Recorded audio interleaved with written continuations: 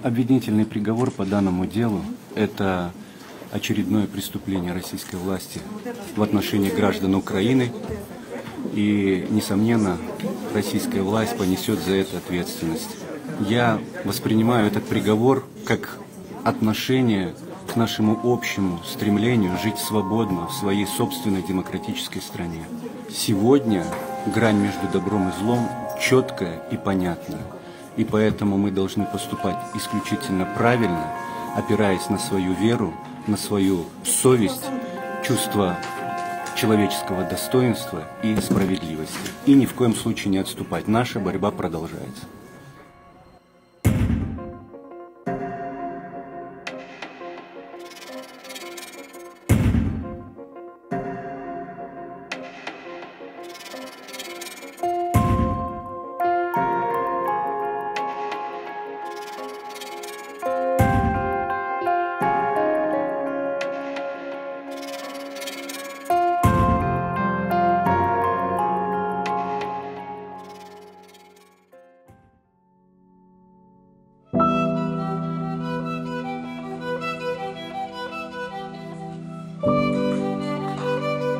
Как ты, родная?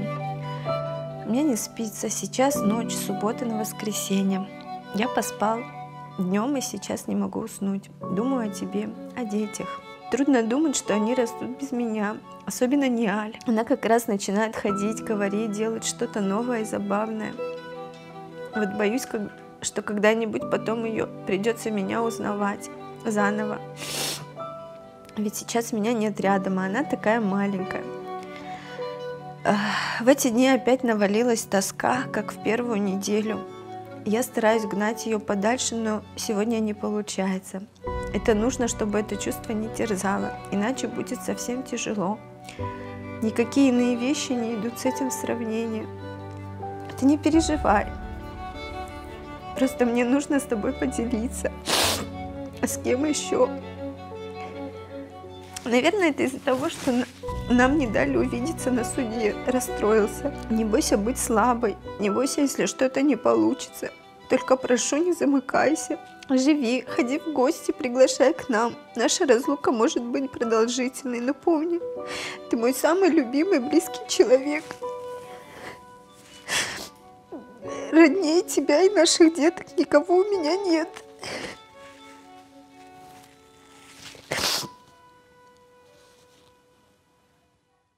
Bizim liderlerimizin vatanga güvermegenlerini konuştu. Тихо, тихо, тихо.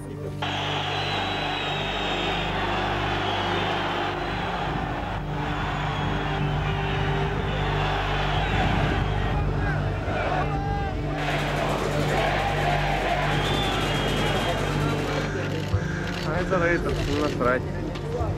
Фотограф!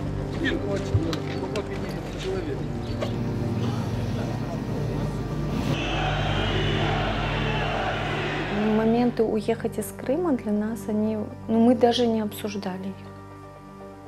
Серьезно. Нариман не мог покинуть Крым, потому что он всегда говорил, с таким трудом мы сюда вернулись, Лимарова, и так легко отсюда уехать я не хочу.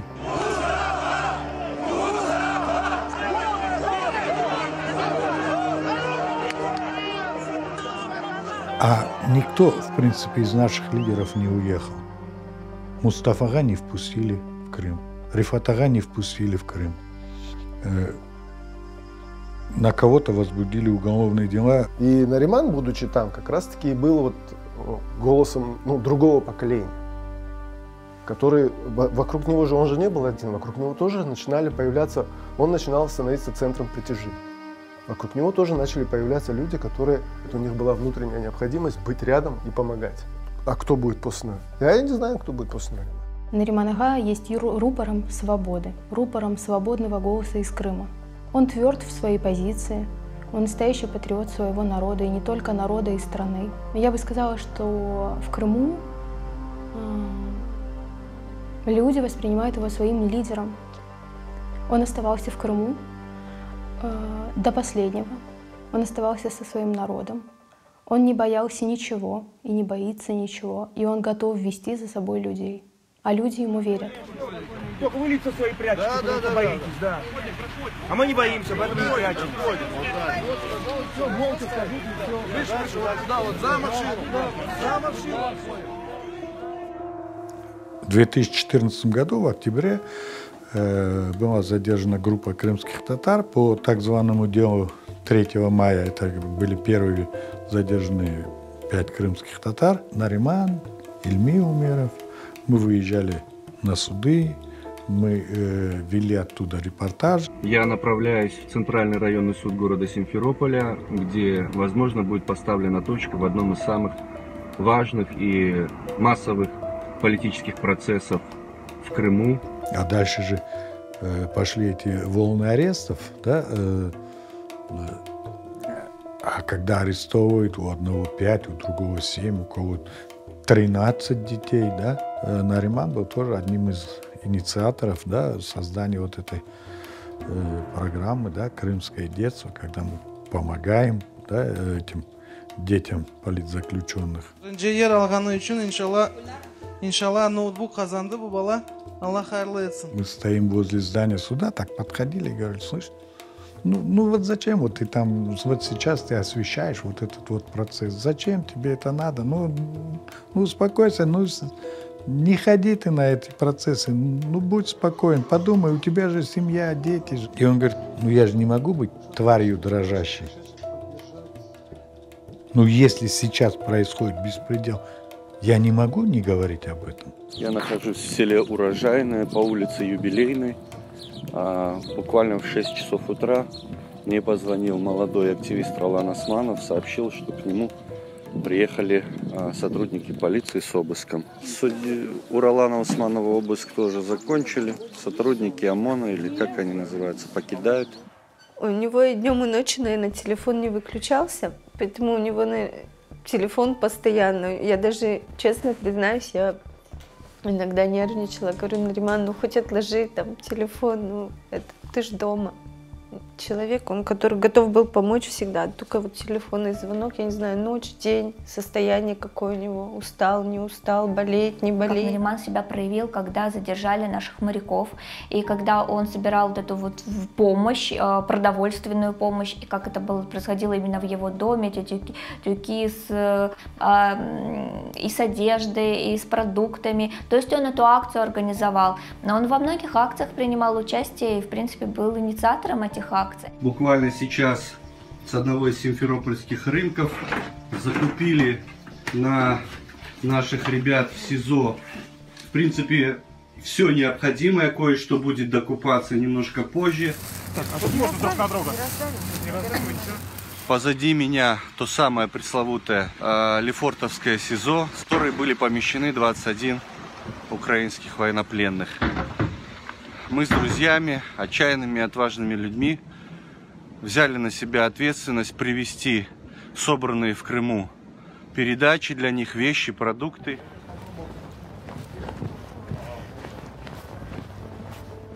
Идем в Симферополе, и навстречу нам идет такой человек в возрасте, ну уже дедушка, да, солидный, лет под 70.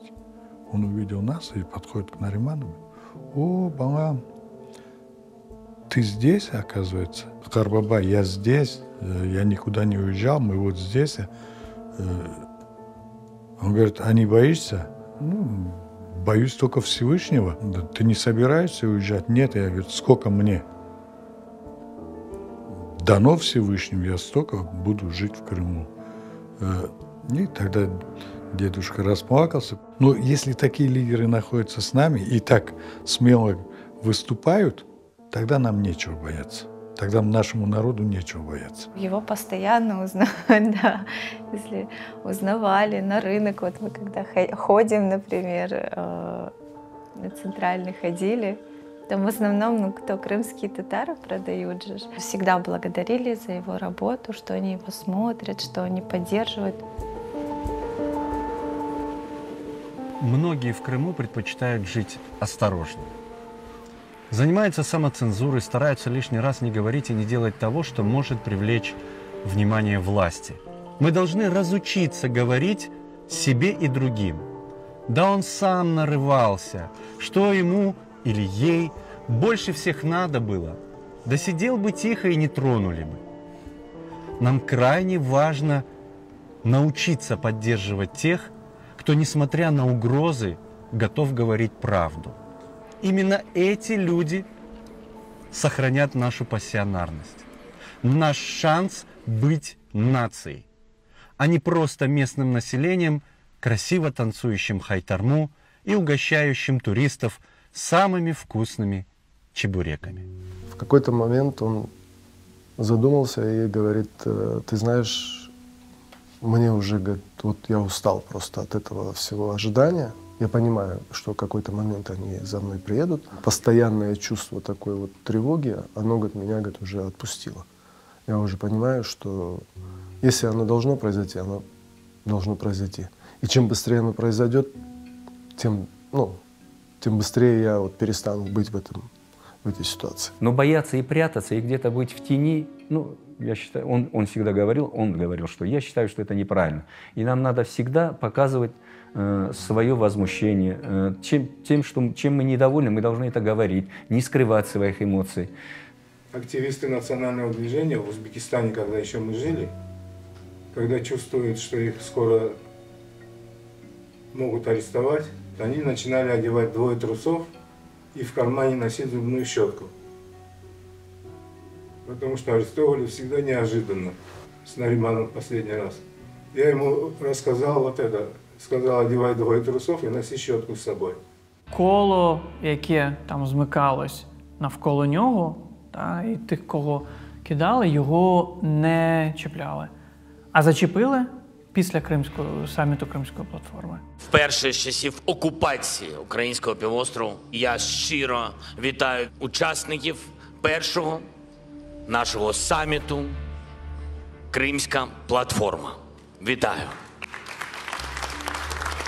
Сьогодні річниця затримання окупантами у Криму першого заступника голови Меджлісу кримсько-татарського народу Нарімана Джеляла. Він не скоював жодних злочинів. Єдине, чим він роздратував окупантів, це захистом свого народу і своєї країни – України.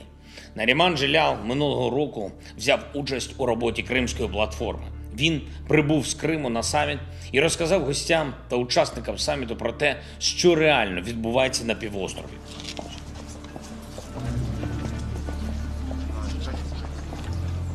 Крым, к сожалению, продолжает оставаться территорией, где фиксируются многочисленные нарушения прав человека со стороны российского государства, его отдельных органов и должностных лиц. Можно уверенно говорить о системной политике власти, направленной на ограничение и нарушение прав человека в Крыму. Тех, кто отказывается усвоить новые представления об окружающем мире, характере власти, отведенном им месте в централизованной, а порою даже авторитарной системе общественных отношений через каналы официальной пропаганды, подвергают различным способам угроз, ограничений и преследований. Когда он ехал в Киев, оказывается, на контрольном пункте пропуска из Крыма, ему же сказали, что мы с вами познакомимся и обсудим Крымскую платформу, когда вы вернетесь в Крым. То есть его уже в принципе предупредили, что ему этого не простят. И фактически после его возвращения, спустя 1,5 недели, сначала были арестованы Асан Ахтемов, это знакомый Наримана, активист национального движения, и Азиз Ахтемов, его брат. Через сутки пришли за Нариманом. 26 серпня о 12:31. Кечтик пройшли. Я запитую, на каком КПВ? Чонгар. Ок, на той стороні вас ждали наші? Він пише плюс. І все, і оце було, зараз я скажу, останній раз я з ним говорив о 3 годині вночі, 3:41, 04-го, а вранці до нього, через 2 години до нього прийшли. Ой, у нас были, да, и обыски были, например, до этого обыска, да. И участковый у нас уже просто как к себе домой приходит. Даже вот когда последний обыск был, мы не восприняли это настолько всерьезно, когда его увозили, потому что Ну, и у меня было такое ощущение у него, что, ну, очередной допрос, очередная беседа, очередной, потому что их уже столько было.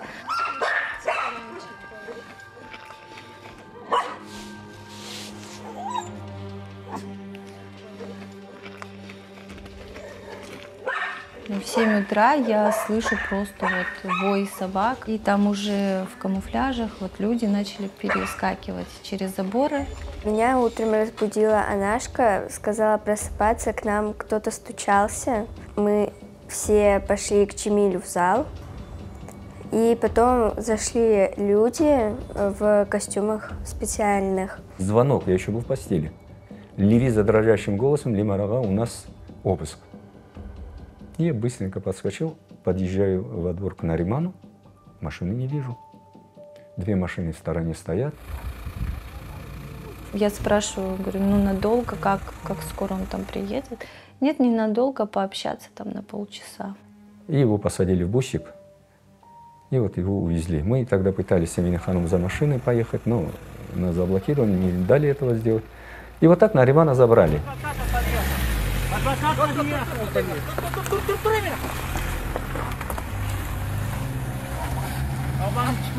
В машине ему надели непрозрачный мешок темный на голову и привезли в какое-то помещение, где держали почти сутки в статусе свидетеля, но при этом не давая возможности вызвать адвоката. Дети 5 ребят. Нариман Джилял, Эльдар Одаманов, Асан Азиз Ахтемовый. Теперь мы пошли во Франку, нету. Пошли футболистов, нету. Короче, во всех Симферопольском районе нету. Не давали никому никакой информации, ни собравшимся там возле здания ФСБ, ни адвокатов не пускали, ничего. Отчетливо говорил о том, что по отношению к ним применяют пытки. Мы просто ждали, хотели узнать, в каком состоянии находится наш Нариман. С ОМОНом, и всех нас заталкивали в эти автобусы, увезли, ну, всех раскидали по разным этим и начали нам писать всякие протоколы.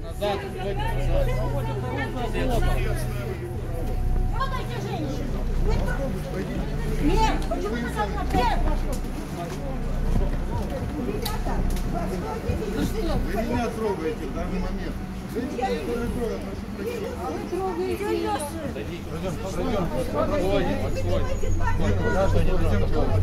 Не пойду я никуда. Вы что делаете? Пойдемте все автобус. Проходите в автобус.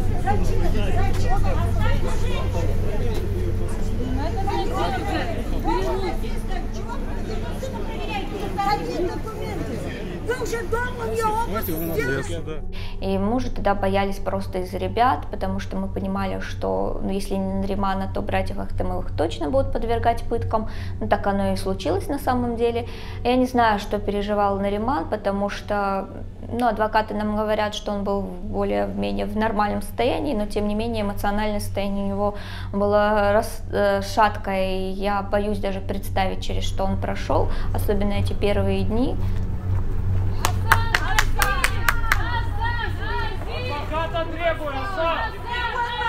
Это дело по обвинению в якобы совершении диверсии на газопроводе в Крыму, а также незаконном хранении и перевозке взрывных устройств и контрабанде взрывных устройств. Это формальное обвинение. Показания ребят Ахтема и Асана, молодых людей, которые признают, что вот там доставали взрывчатку, что их адресатом дал Нариман, сотруднику ГУРа.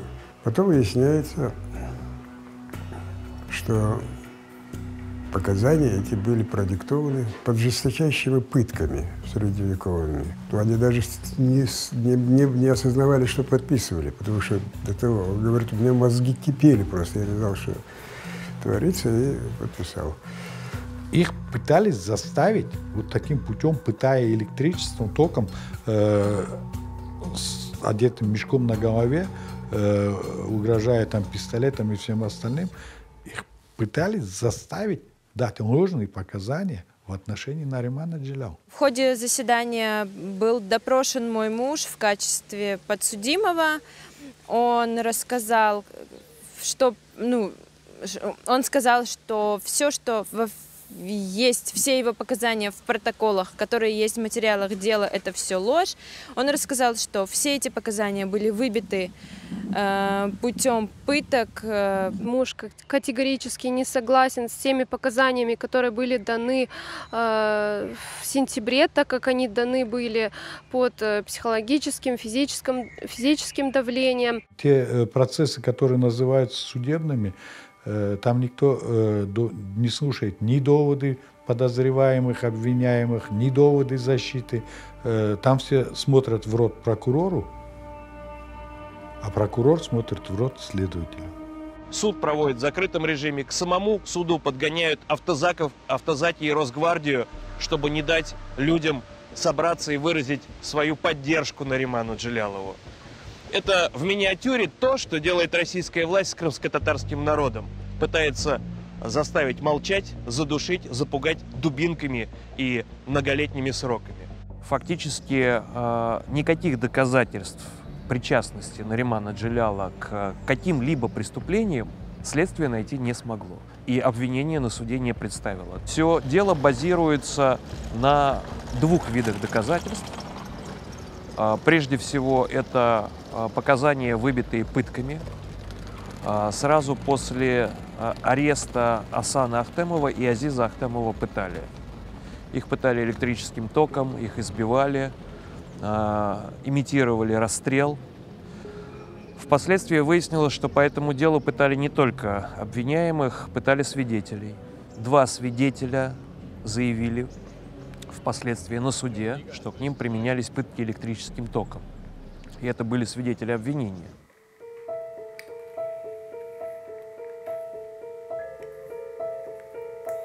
Через 4 месяца нам дали только вот возможность увидеться.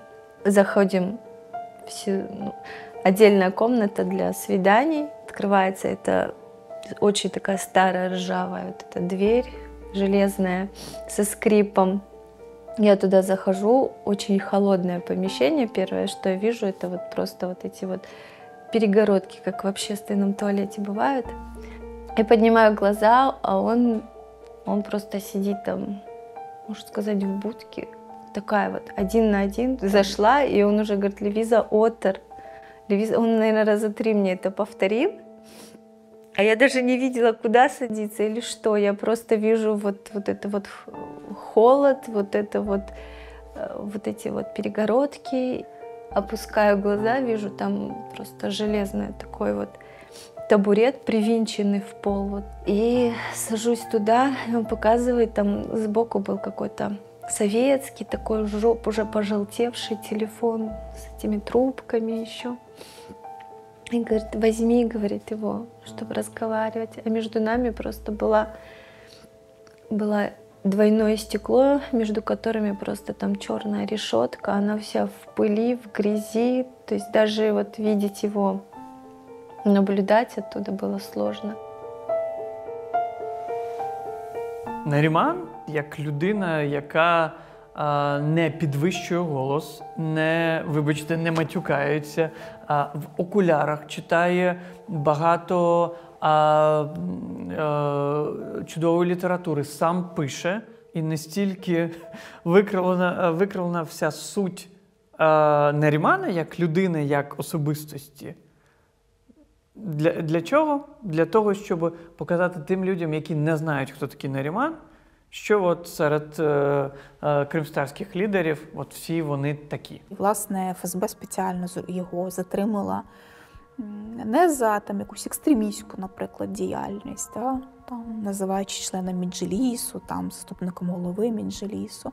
Тобто його можна було за політичними статтями затримати, можна було, але вони спеціально для того, щоб формувати у суспільства думку, що кримські татари, члени Меджлісу, є диверсантами і загрожують безпеці у регіоні. Вони ж це почали розганяти все у Криму, спеціально використали цю статтю. І вони намагаються показати Нарімана терористом, щоб від цього перейти до Меджлісу кримстарського народу. Все-таки вони його боялись брати. А зараз, коли вони в абсолютно там розлючені в істериці, кидають Нарімана за грати, то це означає, що не просто нова хвиля репресій буде, не просто ще один новий політв'язень в нас з'являється, а що в нас забирають цей найгучніший голос вільного Криму. Один мой соотечественник в своей публикации на днях написал: «Разумные крымские татары не будут провоцировать свой арест, что они научились развиваться при разных условиях». Эту фразу в различных вариациях я слышал за последние 5 лет десятки раз. Другой мой соотечественник написал в комментарии, что члены Меджлиса сеют панику, и за это их необходимо четвертовать. Активистам национального движения, политзаключенным, всем преследуемым властью людям придется еще не раз услышать подобные доводы разумных соотечественников. Сколько раз мы слышали, что жертва насилия сама виновата в совершенном над ней насилии. Но мне хотелось бы напомнить им, что именно благодаря Мустафе Джемилеву, Ролану Кадыеву, Айше Сейтмуратовой, Ришату Джемилеву, Изету Хаирову, Сабрие Сеутовой и сотням крымских татар, которые не боялись провоцировать собственный арест, наш народ вернул себе родину. И у меня возник вопрос: а не путаете ли вы разумность с трусостью? Сегодня Симферопольский суд оставил под пытками пожилого инвалида Эдема Бекирова, который медленно умирает в застенках российской тюрьмы. А вы молчите. Ну да, он же сам спровоцировал свой арест. Как спровоцировал свое убийство Ришат, как спровоцировал свое похищение Эрвин, как спровоцировал собственный геноцид крымско-татарский народ. Вы так стараетесь выглядеть разумными, переписываете свои биографии, удаляете прошлые публикации, стремитесь вписаться в новый русский мир. А может, вам просто стыдно за собственную трусость? Не забывайте, народ помнит как своих героев, так и своих трусов. У меня такое чувство, что я Наримана знаю всю жизнь. Хотя, конечно же, определенные года были, когда мы с ним познакомились. Это приблизительно 5-6 год. Тогда мы были еще все молоды, мы работали в газете «Авдет». Я уже на тот момент работала несколько лет в газете «Авдет». И пришел Нариман. А Нариман – юный молодой человек, он только что вернулся с Одессы, он там учился. И, конечно же, он всегда был позитивный, вот эта улыбка у него на глазах, он очень легко влился в коллектив. И у нас такая была мощная команда на тот момент, и все молодые люди были. Ми один одного називали «Авдетки». Авдєтівська банда, де була і Лейла, і Таміла, і Гульнара, і ще декілька людей. Ми всі не тільки працювали. Мы были друзьями, потому что любые мероприятия, которые происходили, дни рождения, еще либо какие-либо события, Новый год, мы всегда собирались вместе. У нас была такая не только как бы коллектив, да, у нас была такая сплоченная сім'я. «Авдєт» – це газета, яка народилася як сам видав.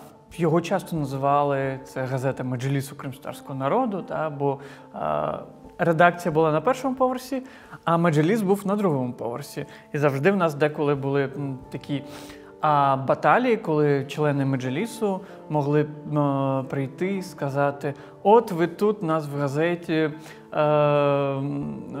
за жорстко критикували. Наш шеф, до сих пір я його так називаю, Шевкет Кайбулаєв, він так захищав всіх своїх авдєток і казав: накидуйте, сваріть, там, критикуйте мене, а журналистов не чіпаєте. Я сразу ему предложил рубрику «Политические статьи». Его статьи, относящиеся к общеукраинской политике, они имели критические такие они были корректные по отношению даже самым таким жестким оппонентам. Нариман Бей, как человек, который, будучи на материковой Украине и лучше нас знающий эту обстановку и какие-то политические там баталии, какие-то вот эти терки, что называется, так, в каком-то там политическом истеблишменте, он на эти темы умел очень, расставляя, що називається, правильні акценти, розсуждати. Мені здається, ми привнесли таку сміливу журналістику взагалі в кримсько-татарську журналістику, не компліментарну. Вот это его представление, где его место в общественной нашей национальной жизни, оно и привело к тому, что он совершенно естественно вот в 2007 году вошел в состав Курултая, стал делегатом. І він почав заповнювати собою якийсь простір, який не просто був вільним, а де не було таких потужних людей. Наріман себе одразу продемонстрував таким аналітичним мисленням. А Нариман учился на политологию, он политолог, то есть он у нас уже был тогда будущий политик, и на него так и смотрели. По крайней мере, смотрел на него так наш шеф. Он уже тогда в молодом Наримане увидел потенциал. Очень быстро он получил популярность, завоевал популярность у читателей, его хорошо уже знали, и поэтому, в принципе, к нему стали относиться даже не только как к журналисту, но все-таки к будущему политику, молодому политику. Когда мы агитировали за него, я говорил людям, вот молодой перспективный парень Нариман Джелял, люди уже его знали. И с прибольшим удовольствием тогда люди за него проголосовали. И он тогда стал делегатом Курултая вот, от нашего округа Урожайновского. В октябре 2013 года состоялся Курултай, на котором я сложил полномочия. Там все-таки возглавлял Меджлис 23 года. Решил, не дожидаясь крымско-татарской весны, сам добровольно уйти. И Арифат избрали Арифата Чубарова.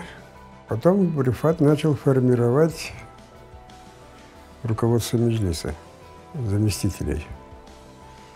И в числе оказался Нариман Джелялов, ще там двоє молодих людей. Але він був не по роках мудрий. Така людина має бути в гущі кримсько-татарського національного руху. Я говорю, Рифат, ты не торопишься? Эти молодые люди, ты еще не знаешь их. Ну, мало ли, что журналисты там какие-то, ну, надо же работать. Пусть побудут членами Меджлиса, посмотришь по работе, потом уж... Ну, что говорит этот Нариман? Да, хорошо, он по-украински говорит, но мы-то его в деле не провели, в сложных обстоятельствах мы его не видели. Но я, оказывается, ошибался. Це політик нової генерації, кримсько-татарський, який розуміє, чим живе народ і в чому величезна цінність Нарімана. Да? Те, що він ці 8 років живе в Криму. Він має хорошу освіту, і він інтелектуал. Час таких політиків в кримсько-татарському середовищі, він дуже назрів. С первых дней показал себя, что он действительно пришел в политику не ради какой-то, может, это будет громко сказано, не ради какой-то карьеры, не ради какой-то корысти. Он действительно человек хотел сделать что-то очень-очень такое для людей. И у него это получалось, потому что когда с ним человек один раз сел и поговорил, он умел к себе притягивать.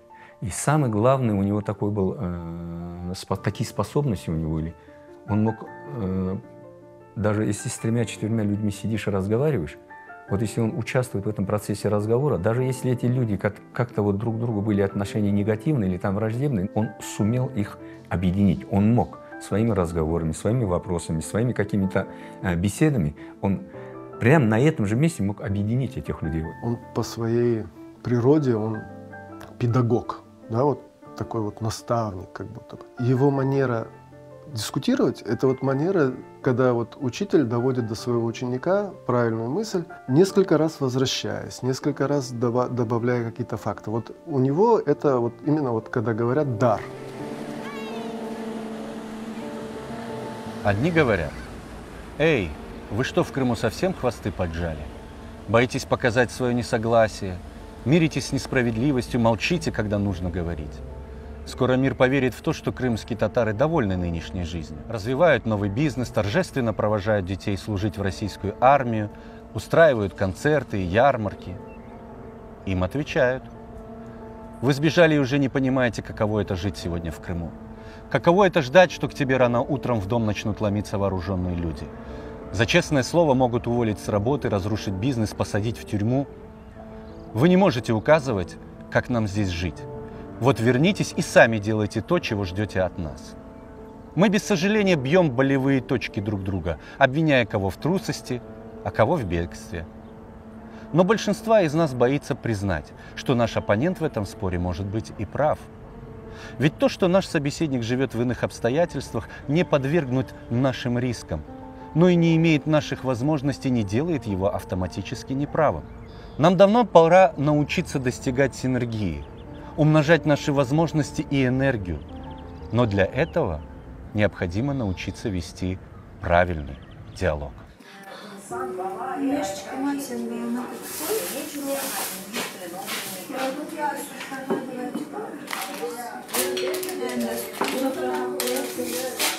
Первые письма буквально поминутно, по часу он там описывал, ну, в своем понимании, там час, потому что нет времени. Каждую деталь, каждую мелочь там описывал. Сейчас это уже более такие вот письма обращения, поддержки. Момент отчаяния, такое вот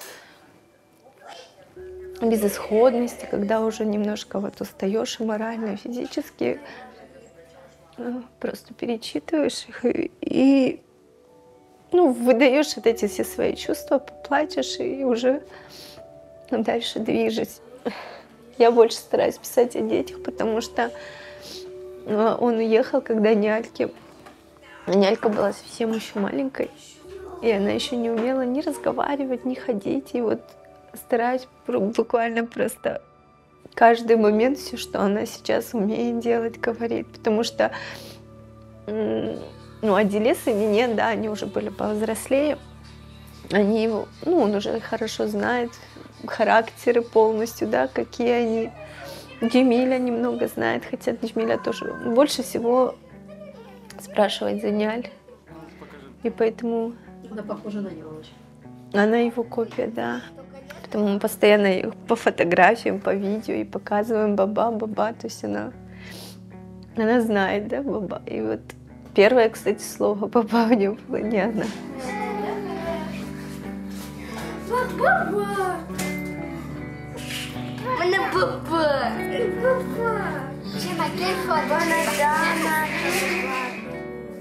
Я в своем переживаю интересный опыт проживания с людьми, общество которых я себе не выбирал. Уникальные ощущения. Пара убийц, пару воров. В принципе, люди как люди, но как порой не хватает одиночества и тишины. Нервы иногда на пределе. Интересно наблюдать за людьми, каждый из которых рассказывает, как у них хорошо все складывалось, а потом из-за не очень мне понятной жажды наркотического или алкогольного кайфа оказывается здесь. Интересно поначалу, потом от этих повторяющихся историй начинаешь уставать. Здешнее меню тебе почти понравилось бы. Например, сегодня на обед вегетарианский борщ. Да-да, видимо, так решили замаскировать тот факт, что мяса в нем не будет. Хотелось бы только, чтобы случившееся с нами стало для многих определенным напоминанием, с кем мы имеем дело. Но не для того, чтобы испугаться, а чтобы собрать волю и силы, преодолеть страх и непременно дать отпор. Иначе ты, как историк, прекрасно знаешь, ничего хорошего не будет. Совершив преступление в 2014-м, российская власть не останавливалась. И теперь, вновь нарушая международное право, мобилизирует в свою армию жителей оккупированного Крыма. И теперь выбор за вами. Если вы считаете, что его нет, вы ошибаетесь. Очевидно, что вас заставляют быть соучастниками преступления. Очевидно, что большинство из вас внутренне не приемлем этой войны, этой лжи, этой несправедливости. Но сейчас ваша внутренняя убежденность должна проявиться в действии, несогласии. Если же по какой-то причине вы согласились с мобилизацией, согласились ехать и участвовать в убийстве тех, кто защищает свою и вашу землю, свою и вашу свободу, то найдите в себе смелость признаться хотя бы самому себе. Несмотря на то, что принуждать вас воевать против собственной страны есть преступление, это был ваш выбор согласиться с этим преступлением. Пусть хранит вас Всевышний. 27 сентября 22-го, Нариман Д.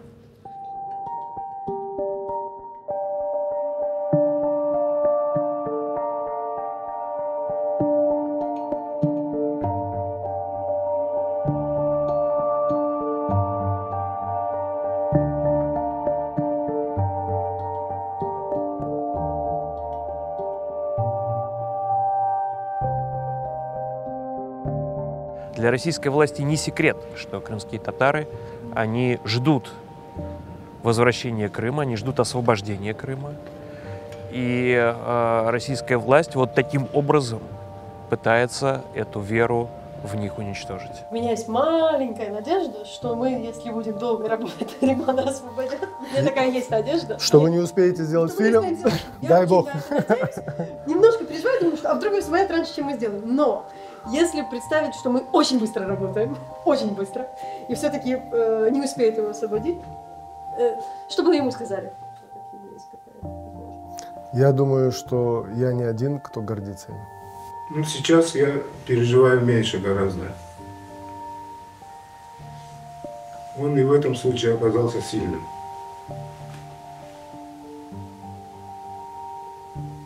И письма, которые он пишет.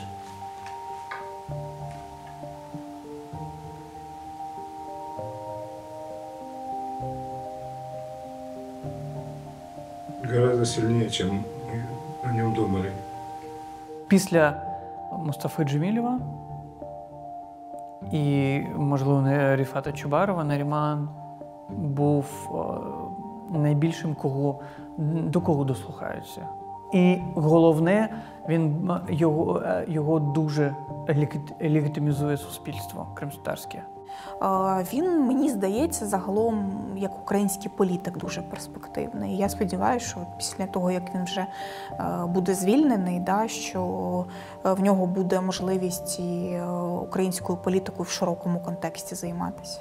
Я верю, что, может быть, это очень громко сказано с моей стороны, войдет ли это в фильм или нет, но, тем не менее, я верю, что Нариман – это наше будущее.